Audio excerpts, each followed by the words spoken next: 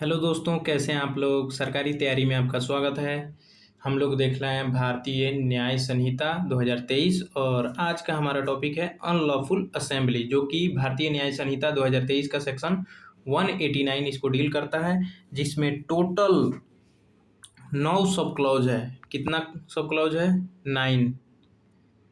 हम इसमें नोट कर दे रहे हैं। इसमें टोटल सब क्लॉज हैं 189 में 1 to मतलब मार्कर थोड़ा वो कर लें कम। सब क्लॉज 1 to 9, ठीक है। 189 में सब क्लॉज 1 to 9 है, ठीक है। और काफ़ी ये महत्वपूर्ण सेक्शन है, ठीक है। तो चलिए देखते हैं। सबसे पहले हम लोग इंट्रोडक्शन से स्टार्ट करेंगे। In a democratic society every citizen has the right to assemble peacefully, ठीक है। However, जबकि when a group of person gathers with the unlawful common object and assembly loses legal protection and becomes unlawful assembly, ठीक है। जैसे अभी protest हो रहे थे तो जितने लड़कों पे मतलब छात्रों पे जो है एफआईआर दर्ज हुआ है वो इसी सेक्शन के अंतर्गत हुआ है, अनलॉफुल असेंबली के अंतर्गत, ठीक है। जबकि वो गलत तरीके से किया गया है, क्योंकि वो लोग तो प्रोटेस्ट कर रहे थे शांतिपूर्ण, लेकिन पुलिस वालों ने उन पे लाठीचार्ज किया और ऊपर से उन लोगों पे अनलॉफुल असेंबली का केस भी दायर कर दिया, एफआईआर भी कर दिया, ठीक है।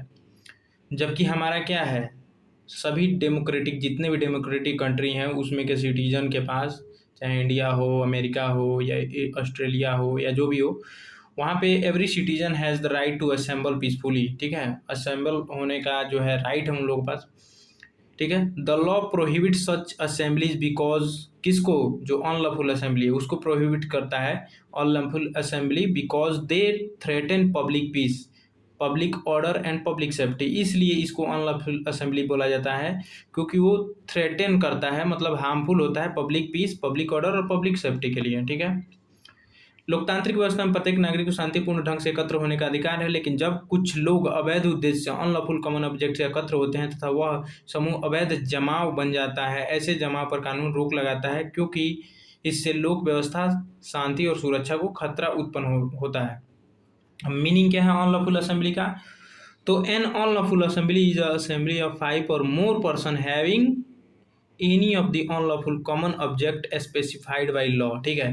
तो देखिए, जब 5 या 5 से ज़्यादा लोग होने चाहिए, ठीक है, और उनका कॉमन ऑब्जेक्ट होना चाहिए, ठीक है। अनलॉफुल कॉमन ऑब्जेक्ट होना चाहिए जो किसी लॉ के द्वारा बताया गया हो, ठीक है। अनलॉफुल असेंबली वह जमाव है जिसमें 5 या 5 से अधिक लोग किसी ऐसे साझा अवैध उद्देश्य के लिए एकत्र हों जिससे कानून अवैध घोषित करता है, ठीक है। स्टैट्यूटरी प्रोविजन क्या है 189 में, जब आप पढ़ेंगे तो, ठीक है। इसमें पहला जो क्लॉज है उसमें ABCDE तक दिया हुआ है, ठीक है। ABCDE तक दिया हुआ है, 5 दिए गए हैं, लेकिन इसमें हमने 3 ही डिस्कस किया है, ठीक है। तो जब उसको पढ़ेंगे आप तो उसमें लिखा हुआ है an unlawful assembly of 5 or more person is designated an unlawful assembly if the common object of person composing that assembly is to overweigh by criminal force or show of criminal force the central government or state government of parliament or legislature of any state or any public servant in exercise of lawful power of such public servant resist execution of any law or legal process, ठीक है। Commit any mischief और criminal trespass, ठीक है, और bye means of criminal force. तो देखिए, कब unlawful assembly को मतलब अनलॉफुल असेंबली बोला जा सकता है उसमें, जब क्रिमिनल फोर्स उसमें यूज किया गया हो, ठीक है। कोई भी एक्सक्यूशन ऑफ एनी लॉ हो, ठीक है, लीगल प्रोसेस हो, उसको रेसिस्ट किया जा रहा है, ठीक है, या कोई भी मिसचीफ या क्रिमिनल ट्रेसपास किया जा रहा है, ठीक है, और कोई क्रिमिनल फोर्स का यूज किया जा रहा है, ठीक है। तो ये है अनलॉफुल असेंबली। अब इसमें देख लेते हैं अनलॉफुल असेंबली कब होगा।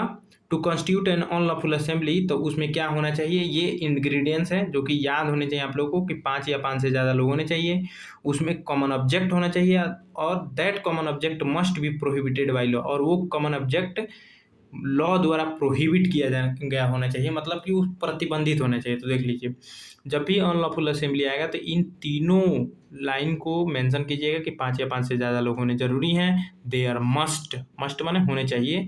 There must have a common object, common object होने चाहिए। And that common object must be prohibited by law, ठीक है, और वो कॉमन ऑब्जेक्ट जो हो प्रोहिबिटेड बाई लॉ हो, ठीक।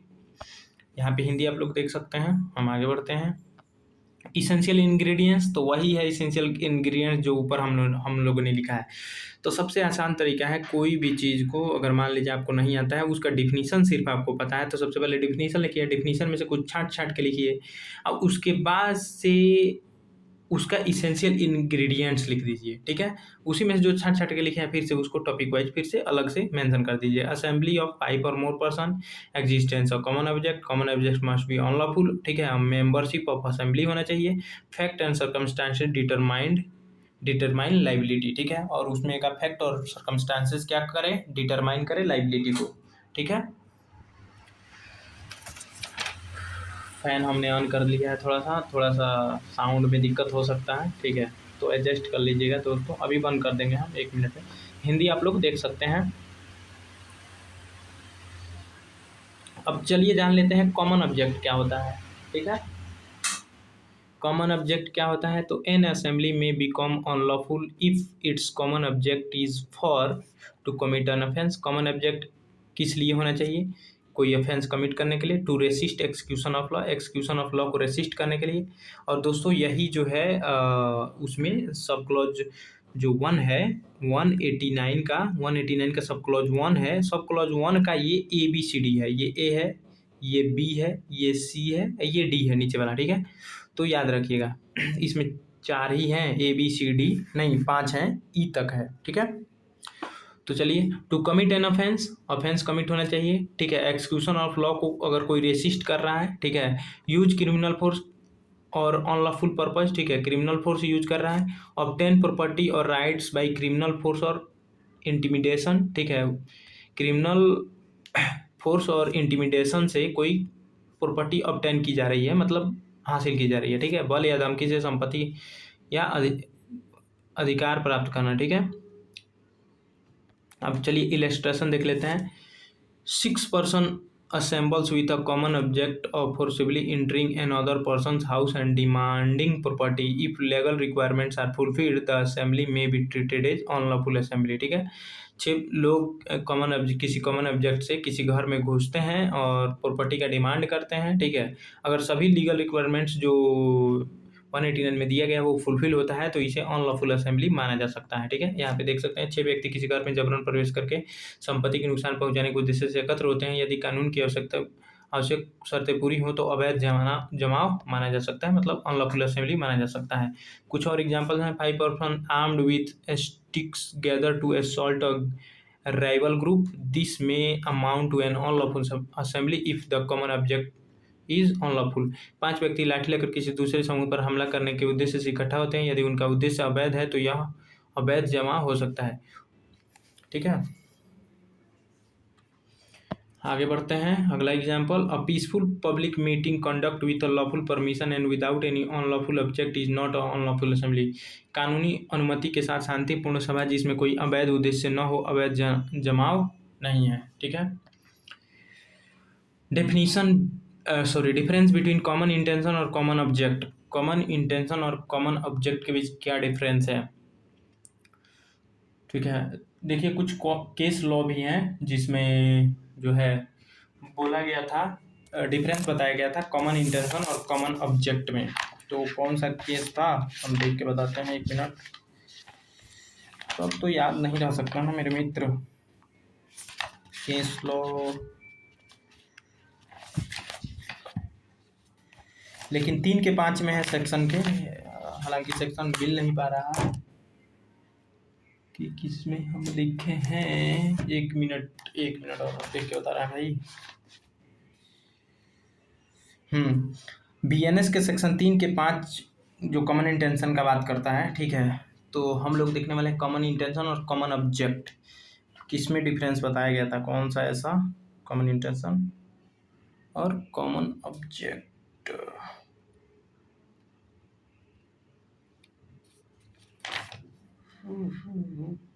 कॉमन इंटेंशन,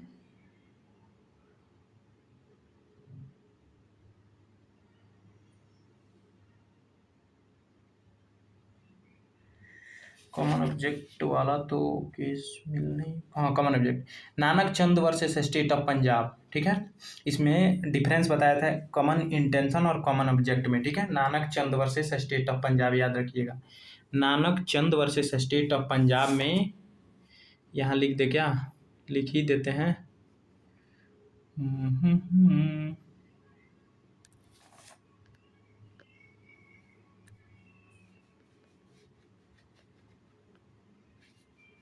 नानक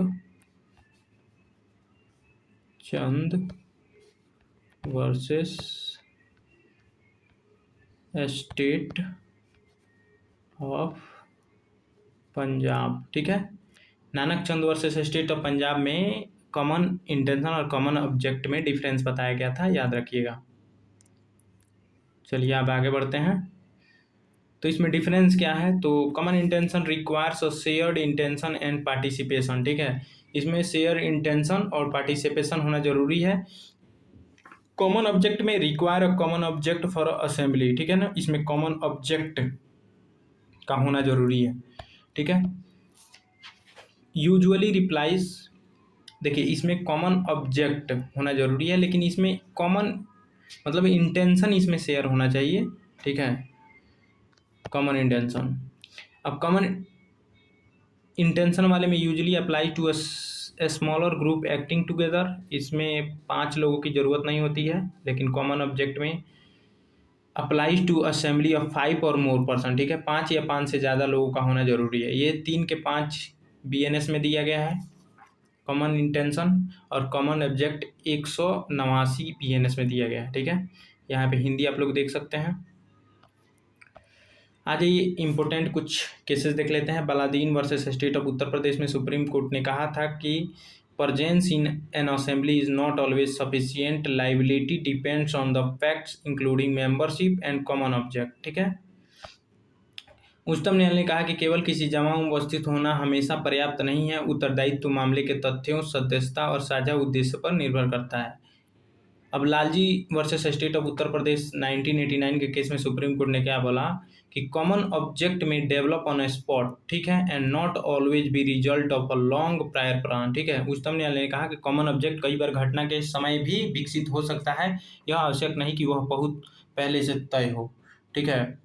तो एक और इसका केस है Rishidev Pandey versus state of UP, ठीक है,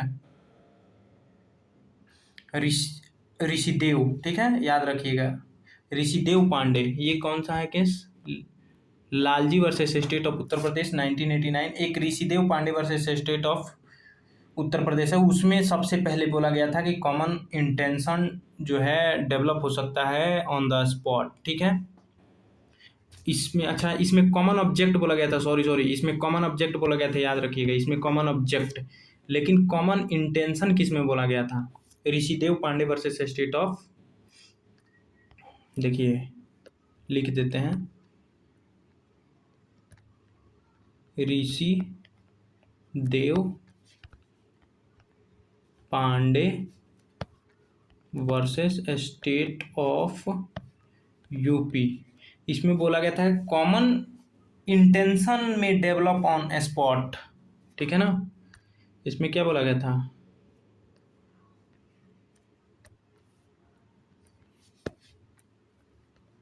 कॉमन इंटेंशन में डेवलप ऑन दी स्पॉट,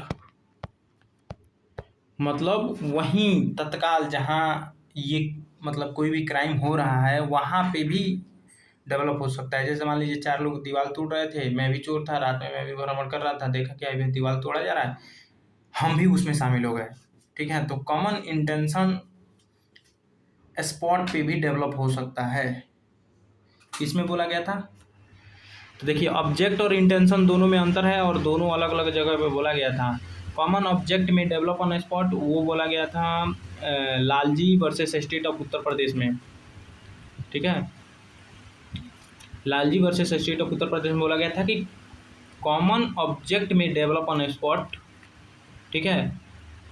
जरूरी नहीं कि प्रायर प्लान होना चाहिए, होना जरूरी, प्रायर प्लान होना जरूरी नहीं। उसी प्रकार Rishidev Pandey versus state of Uttar Pradesh में बोला गया था कॉमन इंटेंशन में डेवलप ऑन स्पॉट, ठीक है ना। कॉमन इंटेंशन भी स्पॉट पे डेवलप हो सकता है, ठीक है। चलिए, सो थैंक्स फॉर वाचिंग, मिलते हैं नेक्स्ट वीडियो में किसी नेक्स्ट टॉपिक के साथ। कंक्लूजन आप लोग यू कैन सी हेयर, ठीक है। और अगला हमारा टॉपिक रहेगा, यहाँ पे कुछ ट्रिक दिए गए हैं। अगला हमारा टॉपिक रहेगा कॉमन ऑब्जेक्ट पे, ठीक है। सो थैंक्स फॉर वाचिंग, मिलते हैं नेक्स्ट वीडियो में किसी नेक्स्ट टॉपिक के साथ।